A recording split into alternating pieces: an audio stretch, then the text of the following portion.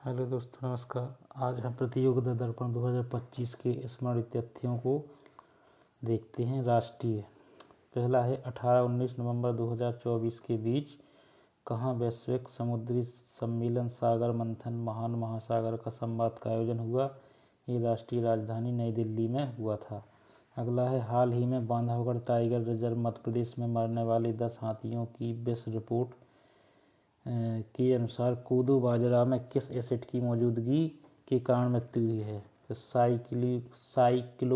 साइक्लोपियाजोनिक acid मिला है कोदो, और जो कोदो बाजरा है उसमें मिला है। बांधवगढ़ टाइगर रिजर्व मरने वाले 10 हाथियों की मृत्यु के संबंध में विज्ञान रिपोर्ट के अनुसार उन्होंने बड़ी मात्रा में कोदो बाजरा के पौधे खाए थे जो फंगस से संक्रमित थे। सभी एकत्रित नमूनों में साइक्लोपियाजोनिक एसिड की मौजूदगी थी। रिपोर्ट के अनुसार सीपीए साइक्लोपियाजोनिक एसिड कोदो बाजरा के बीजों में से जुड़े प्रमुख माइकोटॉक्सिन में से एक है जो कोदो विषाक्तता का कारण बनता है, जिसे पहली बार 80 के दशक में मध्य में पहचाना गया था। तो जो कोदोटॉक्सिक्स है, माइकोटॉक्सिक्स, जो साइक्लोपियाजोनिक एसिड है, ये कोदो और बाजरा के पौधों में पाए। इससे इनकी 10 हाथियों की मृत्यु हुई थी साथियों। अगला प्रश्न है हाल ही में किन बैंकों को भारतीय रिजर्व बैंक द्वारा घरेलू प्रणालीकृत रूप से महत्वपूर्ण बैंक DSIB के रूप में बरकरार रखा गया है। यह भारतीय स्टेट बैंक, HDFC बैंक और ICICI बैंक। भारतीय रिजर्व बैंक RBI ने भारतीय स्टेट बैंक, HDFC बैंक और ICICI बैंक को घरेलू प्रणालीगत महत्वपूर्ण बैंक DSIB के रूप में बरकरार रखा है। गौरतलब है कि कुछ बैंक अपने आकार, अंतर न्यायालय गतिविधियों, जटिलता, प्रतिस्थापन की कमी और परस्पर संबद्धता के कारण प्रणालीगत रूप से महत्वपूर्ण हो जाते हैं। उन्हें too big to fail bank के रूप में माना जाता है और फंडिंग मार्केट में कुछ लाभ प्राप्त करते हैं। अगला है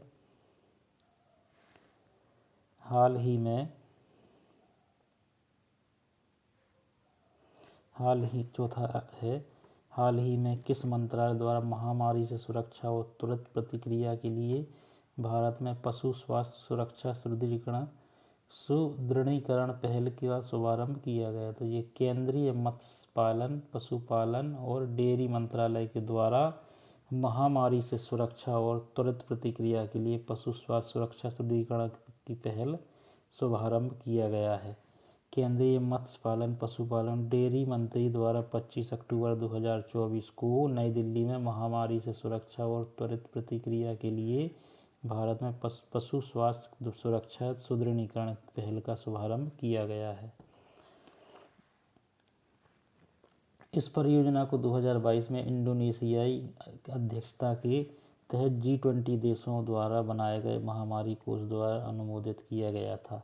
यह परियोजना 3 कार्यान्वयन एजेंसियों एशियाई विकास बैंक ADB, विश्व बैंक और खाद्य एवं कृषि संगठन FAO की मदद से काम करेगी। इसके अगस्त 2026 तक पूरा होने की उम्मीद है। अगला है 5-6 नवंबर 2024 को नई दिल्ली में आयोजित प्रथम एशियाई बौद्ध शिखर सम्मेलन ABS का विषय क्या था। तो देखो 5 और 6 नवंबर 2024 को नई दिल्ली में क्या प्रथम बौद्ध एशियाई शिखर सम्मेलन हुआ था, इसको ध्यान रखना है। फिर उसके बाद में इसका विषय क्या था, एशिया को मजबूत बनाने में बौद्ध धम्म की भूमिका। प्रथम एशियाई बौद्ध शिखर सम्मेलन ABS का आयोजन भारत सरकार के संस्कृति मंत्रालय द्वारा अंतर्राष्ट्रीय बौद्ध परिसंघ IBC के सहयोग से 5 से 6 नवंबर 2024 तक नई दिल्ली में किया गया। शिखर सम्मेलन का विषय था एशिया को मजबूत बनाने में बौद्ध धम्म की भूमिका। हाल ही में दिल्ली के सराय काले खां चौक, जो दिल्ली में सराय काले खां चौक था, उसका नाम बदलकर क्या रख दिया गया है, भगवान बिरसा मुंडा चौक। दिल्ली के सराय काले खां चौक का नाम बदलकर भगवान बिरसा मुंडा चौक कर दिया गया है। केंद्रीय गृह मंत्री अमित शाह ने आदिवासी सांस्कृतिक प्रतीक की 150वीं जयंती के अवसर पर उनकी प्रतिमा का अनावरण किया।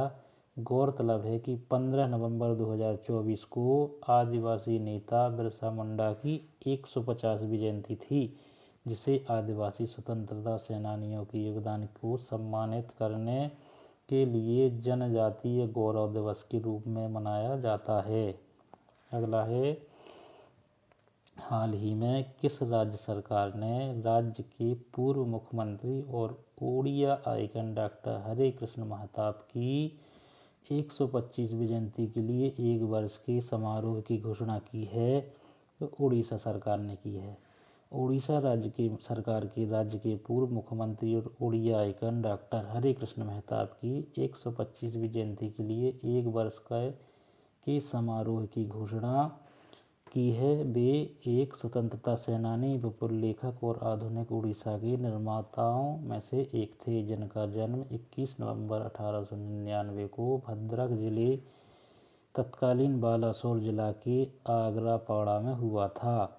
1946 से 1950 तक तथा 1956 से 1961 तक उड़ीसा के मुख्यमंत्री रहे। 1923 में उनके द्वारा स्थापित समाचार पत्र प्रजातंत्र आज भी प्रकाशित हो रहा है।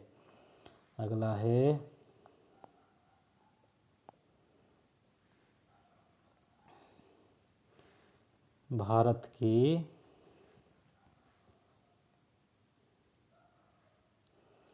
भारत में किसकी जयंती के उपलक्ष्य में 11 नवंबर को राष्ट्रीय शिक्षा दिवस के रूप में मनाया जाता है? तो 11 नवंबर को राष्ट्रीय शिक्षा दिवस के रूप में जिसे मनाया जाता है, किसकी जयंती मनाया जाता है? मौलाना अबुल कलाम आज़ाद। मौलाना अबुल कलाम आज़ाद की जयंती के उपलक्ष्य में 11 नवंबर को राष्ट्रीय शिक्षा दिवस के रूप में मनाया जाता है। वे स्वतंत्र भारत के पहले शिक्षा मंत्री थे। कौन थे? मौलाना अबुल कलाम आज़ाद। वे 15 अगस्त 1947 से 2 फरवरी 1958 तक शिक्षा मंत्री रहे और 22 फरवरी 1958 को दिल्ली में उनका निधन हो गया। मौलाना आज़ाद को 1992 में मरणोपरांत भारत रत्न से सम्मानित किया गया था। 11 नवंबर याद रखना है। अगला है, हाल ही में किस भारतीय पुरुष हॉकी टीम के खिलाड़ी को FIH player of the year 2024 से सम्मानित किया गया है? तो भारतीय हॉकी टीम के कप्तान हरमनप्रीत सिंह को। इन्हें एक पुरस्कार और मिला है अभी साथियों। क्या है? मेजर ध्यानचंद खेल रत्न पुरस्कार से भी इनको सम्मानित किया गया है, हॉकी टीम के कप्तान हरमनप्रीत सिंह को। भारतीय पुरुष हॉकी टीम के कप्तान हरमनप्रीत सिंह, जिन्होंने पेरिस ओलंपिक में देश को लगातार दूसरा कांस्य पदक दिलाया है, ने ओमान में 2024 के लिए FIH player of the year का पुरस्कार जीता।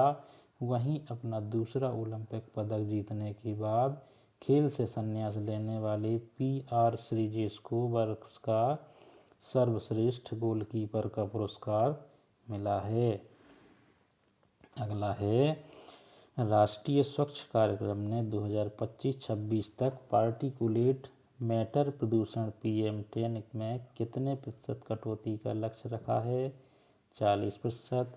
राष्ट्रीय स्वच्छ वायु कार्यक्रम NCAP ने 2025-26 का पार्टिकुलेट मैटर प्रदूषण PM10 में 40% की कटौती करने या राष्ट्रीय परिवेशी वायु गुणवत्ता मानकों को पूरा करने का लक्ष्य रखा है। अगला है, 6 नवंबर 2024 को प्रारंभ प्रधानमंत्री विद्या लक्ष्मी योजना का क्या उद्देश्य है? छात्रों को वित्तीय सहायता प्रदान करना। 6 नवंबर को शुरू की गई PM विद्या लक्ष्मी योजना एक नई केंद्रीय क्षेत्र की योजना है, जिसका उद्देश्य छात्रों को वित्तीय सहायता प्रदान करना है। इस योजना के लिए 2024-25 से 2030-31 की अवधि के लिए 3600 करोड़ का परिव्यय किया गया है और इस योजना के तहत दी जाने वाली ऋण ब्याज सब्सिडी से लगभग 7 लाख नए छात्रों को लाभ मिलने की उम्मीद है। हाल ही में किस भारतीय इतिहासकार को प्राचीन भारतीय इतिहास के क्षेत्र में उनके योगदान के लिए पीजी राष्ट्रीय पुरस्कार 2024 से सम्मानित किया गया है? ये रोमिला थापर हैं, इतिहासकार हैं रोमिला थापर को प्राचीन भारतीय इतिहास के क्षेत्र में उनके योगदान के लिए क्या दिया गया है? पीजी राष्ट्रीय पुरस्कार 2024 दिया गया है रोमिला थापर को। ये इतिहासकार हैं, प्राचीन भारतीय इतिहास के क्षेत्र में इन्होंने योगदान दिया है। पीजी पुरस्कार मार्क्सवादी दार्शनिक और लेखक पी गोविंदा पिल्लई को श्रद्धांजलि है, जिनका निधन 2012 में हो गया था। यह पुरस्कार पीजी संस्कृति केंद्र द्वारा प्रदान किया गया, जिसकी स्थापना 2019 में हुई थी। अब हम देखते हैं अंतर्राष्ट्रीय क्षेत्र में क्या है।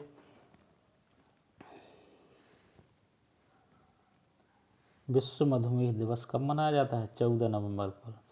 लेसेंट की रिपोर्ट के अनुसार विश्व के कुल मधुमेह पीड़ित वयस्कों में भारत की हिस्सेदारी कितनी है? 1/4। कितनी है? 1/4।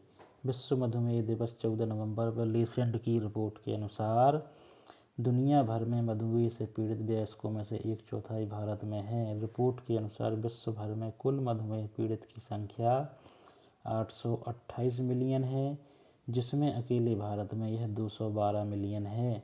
भारत के बाद सबसे ज़्यादा मधुमेह रोगियों वाले अन्य देश हैं चीन। सबसे ज़्यादा कहाँ हैं?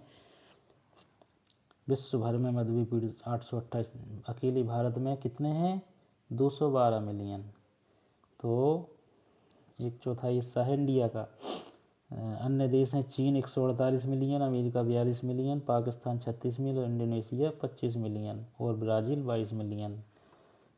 अगला है नवंबर 2024 में संयुक्त राष्ट्र जलवायु परिवर्तन सम्मेलन UNFCCC COP29 का आयोजन किया गया। कहाँ किया गया? बाकू अजरबैजान में।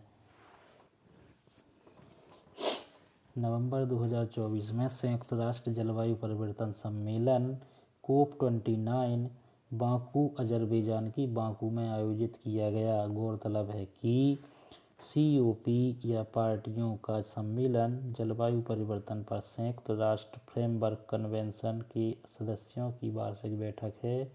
1992 में हस्ताक्षरित एक अंतर्राष्ट्रीय समझौता जिसमें जलवायु वार्ता के लिए आधार प्रदान किया गया है।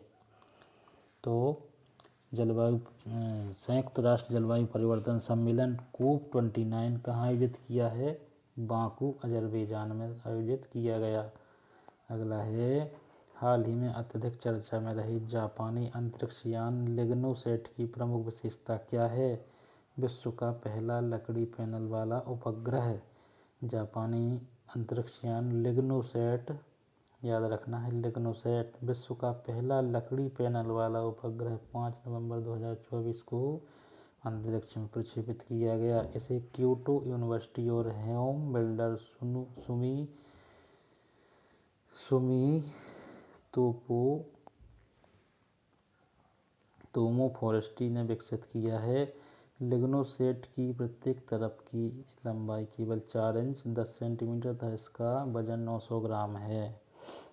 उपग्रह के पैनल एक प्रकार के मैग्नोलिया पेड़ से बनाए गए हैं।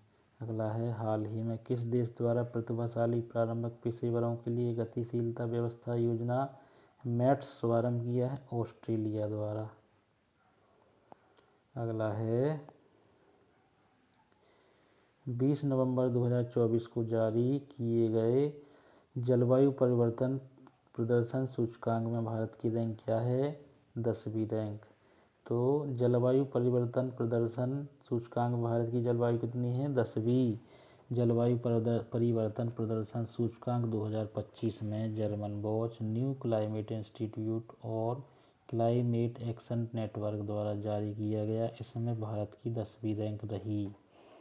अगला है CV रामकृष्णन, जिनका हाल ही में निधन हुआ है, ने 1955 में कहाँ MS यूनिवर्सिटी की स्थापना की थी? बड़ोदरा में। नोबेल पुरस्कार विजेता वेंकी रामकृष्णन के पिता प्रोफेसर कुमारलिंगन बी रामकृष्णन ने 9 नवंबर 2024 को कैम्ब्रिज यूनाइटेड किंगडम में निधन हो गया। वह 98 वर्ष के थे। प्रोफेसर CVR जैसा कि लोग जो लोकप्रिय रूप से जाने जाते थे, ने 1955 में महाराजा सयाजी राव यूनिवर्सिटी ऑफ बड़ौदा में जैव रसायन विभाग की स्थापना की और बहुत कम उम्र के इसके पहले विभागाध्यक्ष बने थे। विक्टोरिया केजर थेलबेक, जिन्होंने हाल ही में 73वीं मिस यूनिवर्स का खिताब जीता, किस देश की हैं? डेनमार्क की। विक्टोरिया केजर थेलबेक 73वीं मिस यूनिवर्स बनी है, वो कहाँ की हैं? डेनमार्क की। अगला है, हाल ही में किसे मॉरिशस का नया प्रधानमंत्री नियुक्त किया गया है? डॉक्टर नवीन गुलाम राम। डॉक्टर नवीन गुलाम राम को मॉरिशस का प्रधानमंत्री नियुक्त किया गया है। गौरतलब है कि वह एक दशक बाद इस पद पर लौटे हैं, जब उनके गठबंधन ने आम चुनाव में संसद में लगभग पूर्ण बहुमत हासिल किया। ब्रिटिश लेखिका सामंथा हार्वे ने ऑर्बिटल के लिए किस श्रेणी में बुकर पुरस्कार जीता? फिक्शन श्रेणी में और बुकर पुरस्कार जीता है। अगला है, 5 से 10 नवंबर 2024 लंदन में विश्व यात्रा मार्ट के दौरान भारत के पर्यटन मंत्रालय द्वारा किस अभियान को चलाया? चलो इंडिया अभियान। भारत के पर्यटन मंत्रालय ने लंदन में विश्व यात्रा मार्ट के दौरान अपने चलो इंडिया अभियान का शुभारंभ किया। चलो इंडिया भारत में अधिक विदेशी पर्यटकों को लाने के लिए अपनी तरफ की एक पहल है, जिसमें सरकार प्रवासी सदस्यों के मित्रों को मुफ्त वीज़ा प्राप्त करने की अनुमति देगी। गौरतलब है कि भारत आने वाले पर्यटकों के लिए ब्रिटेन तीसरा सबसे बड़ा स्रोत का बाजार है। अगला है, स्विस वायु गुणवत्ता रेटिंग एजेंसी के अनुसार पाकिस्तान का कौन सा शहर विश्व का सबसे प्रदूषित शहर है? लाहौर। स्विस वायु गुणवत्ता रेटिंग एजेंसी IQAir के अनुसार पाकिस्तान का लाहौर दुनिया का सबसे प्रदूषित शहर बना हुआ है, जहां वायु गुणवत्ता सूचकांक AQI 1000 से अधिक दर्ज किया गया है।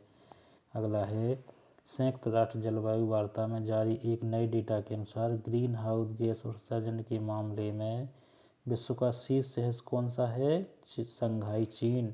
संयुक्त राष्ट्र जलवायु वार्ता में जारी एक नए डेटा के अनुसार एशिया और अमेरिका के शहर ग्रीन हाउस गैस उत्सर्जन के सबसे बड़े योगदानकर्ता है। इस सूची में शंघाई, जो चीन का शहर है, वो पहले स्थान पर है। उसके बाद टोक्यो जापान, न्यूयॉर्क USA और ह्यूस्टन, ये इनका नाम है। चलिए दोस्तों, आज इसके लिए बस इतना ही।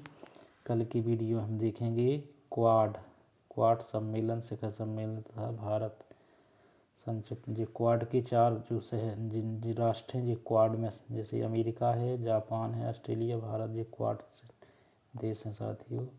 ये वीडियो हम अगले वीडियो में, तब तक के लिए नमस्कार साथियों।